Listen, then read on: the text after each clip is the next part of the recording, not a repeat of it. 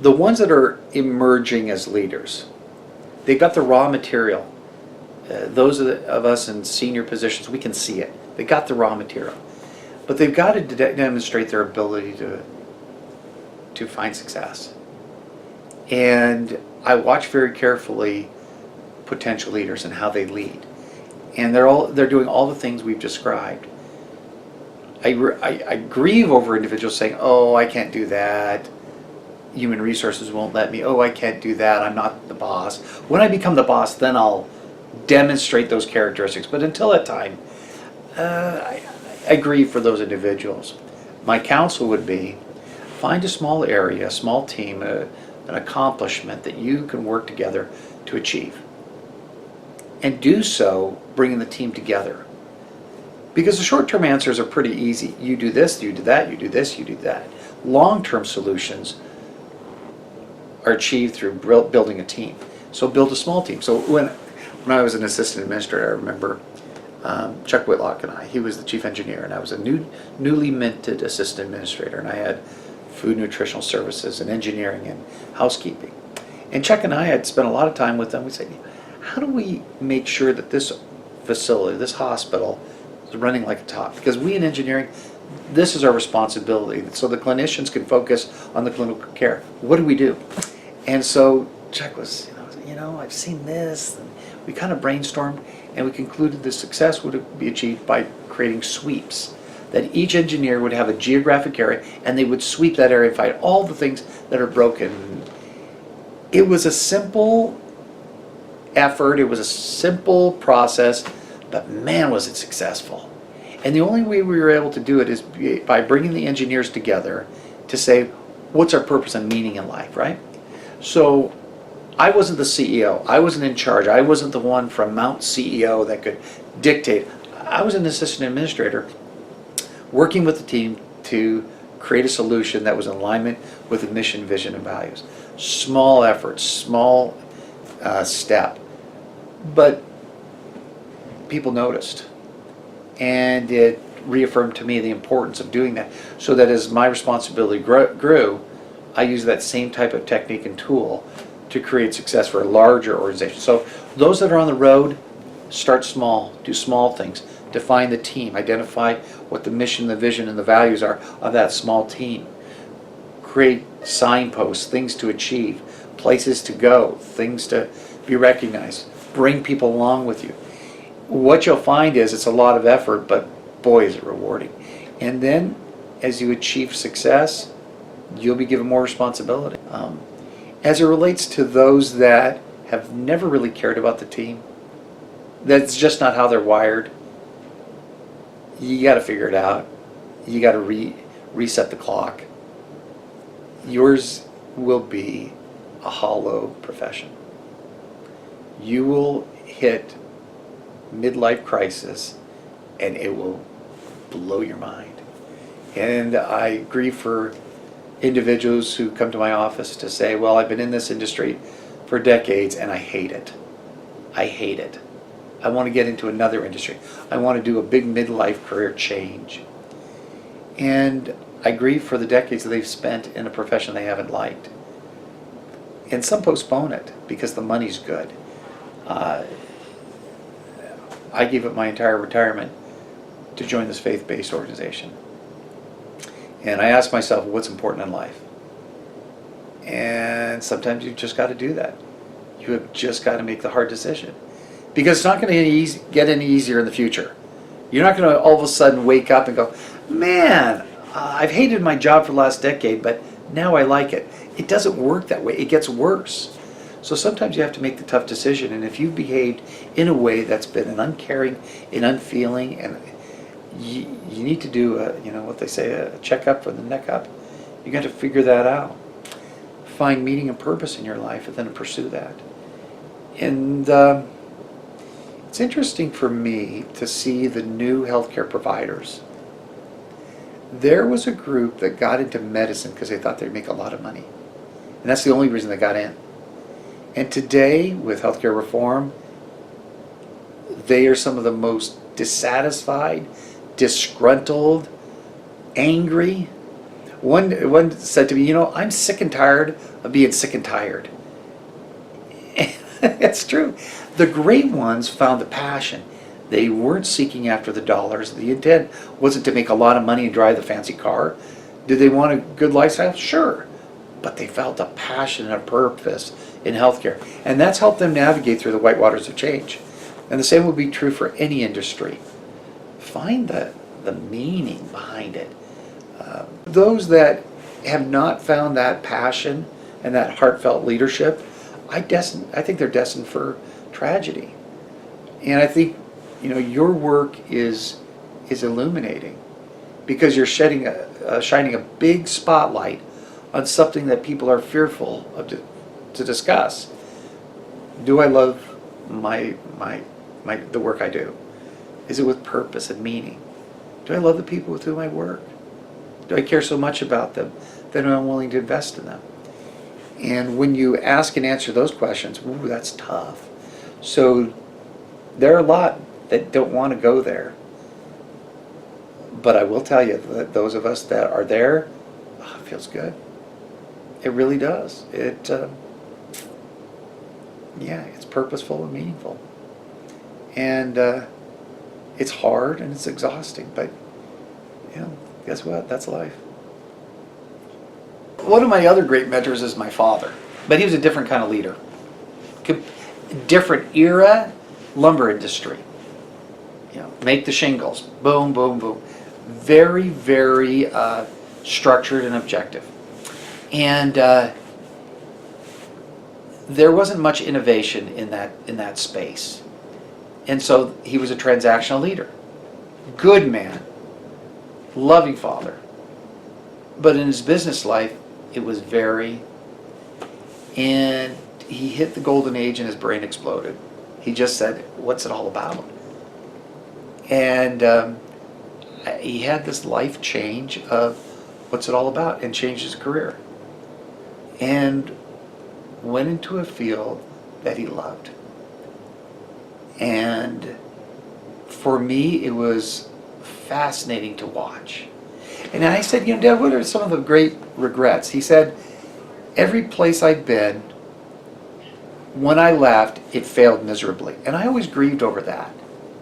And I said, why do you think that happened? And he said, because I never trained them. I never allowed them. Everything came through me. I was in charge, and they did as I said.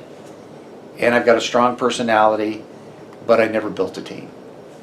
I thought a lot about that through the years, and I recognize that when you have a static environment, when the business doesn't change, and that's how you approach it, you're doomed for failure. Well, how many shingles are being built today? The mills that he ran are closed. He didn't shift the organization to be nimble, and when he didn't have the idea, he certainly didn't let any of his team members have the idea. Could he have shifted? Sure. Plenty of wood products out there. Could they have done something different? Absolutely. But he didn't allow the team to do that. So the dilemma that he faced was he removed himself from that profession, and then he got it. And he started building amazing teams. And I watched as he was in a different profession and area, how he inspired individuals. It was really a wake-up call for me on how he never looked back at his time in the lumber industry with fondness. But at the age of 15 till his passing, he was energized. He was on fuego. I think that approach creates innovation. Responsiveness to change. When you teach the team about the mission, vision, and values, they can be innovative and creative. They can come up with solutions. They can engage a skunk works, if you will, or a tiger team. And we teach that time and time again. You've got to be able to unleash the potential and encourage. And that innovation is powerful. I think he probably would have been in the same industry till the day he died if he had allowed others to be innovative and creative. Now, the dilemma that you have is when you do that, accept mistakes. accept missteps, be a coach, be willing to train. It seems a little bizarre, someone in the healthcare world speaking of that, right? I mean, it's not well accepted to say oops in the OR, right? You know, you can't really say, oop, I guess that didn't work. And to which I would respond, well, that's true, they're parameters. All organizations have parameters they need to function. But you can allow creativity and innovation and exploration, and not to be punitive, but to be ever seeking of a learning opportunity. And that innovation then starts perpetuating. And I think that's a neat place to be. And then you draw individuals into your organization when you're innovative. When we received the Best Place to Work award, I couldn't have been more thrilled. And I looked at the team with whom I worked, and they had unleashed 2,000 employees, and teaching my corporation that doing that unlocks the financials. It unlocks them because now you have possibilities. Yeah, that's a great celebration. I've got that picture on my wall at home of us celebrating the Best Place to Work. And I envision other celebrations that we're going to have here at this place into the future. I can vividly imagine them. So, in some of the presentations we've had in the same room, individuals say, well, I work for the military and that'll never work. And in one couple of rows back, they'll say, I work in the military and that will work awesome. Some people will say, I work for venture capitalists, and they'll never accept long-term success. They want it here and now. And others that will say, I work for venture capitalists, and they unleash potential of things I didn't think I'd have to do or could do. So I think it's an attitude. I really do. I think it's an attitude. I'm reminded that we're on a journey, and there are a lot of life experiences. You make mistakes. There'll be times when it's seemingly impossible. I felt that. There's no question. Everyone does. And if I recenter myself on what my purpose is, then I think I'm a little bit more bold and innovative. I think being a heartfelt leader is powerful. It's what drives success. If you don't believe me, just pick up some books on leadership and it'll confirm. Look at the best places to work. They call them level 5 or 5-star leaders. They care about the team. They really do care. They're heartfelt. Is it exhausting? Yeah, sure. Yeah, no question. Is it rewarding? Absolutely. I guess I just don't accept that as an excuse. I think loving and caring for your team is foundational and core to leadership. I think I play an important role like every other member of my team. I get up every morning thinking, I got to give something. Do I think the organization could be successful without me? Yeah, I do. I got some great team members, but I hope I add something to the mix. I enjoy everyone I work with. I really do. I find them invigorating, different, complex. Sometimes I feel like my role at that senior executive table is it's like a rodeo with all these bucking broncos, and I'm trying to manage all these strong personalities to find cohesion and solution. I think they all play an important role. But if there's someone on that team, regardless of who it might be, who doesn't bless the lives of the harassed, if they're not in a place to help and support us, they got to go. I'm always fearful of an organizational leader who has a favorite that seems to be their go-to person to the demise of the dynamics within the team.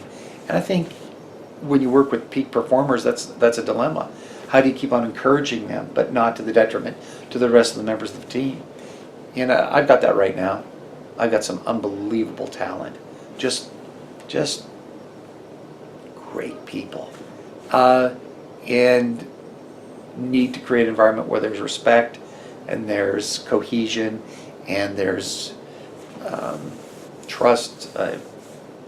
All those things are key for a very dynamic and successful organization. Sometimes I feel like I'm a football coach, I look at the day-to-day activities and I know that I can't be on the field. I've got to support the team as they execute on strategies. And in the midst of the battle, sometimes you've got to make changes. That's why I love hockey.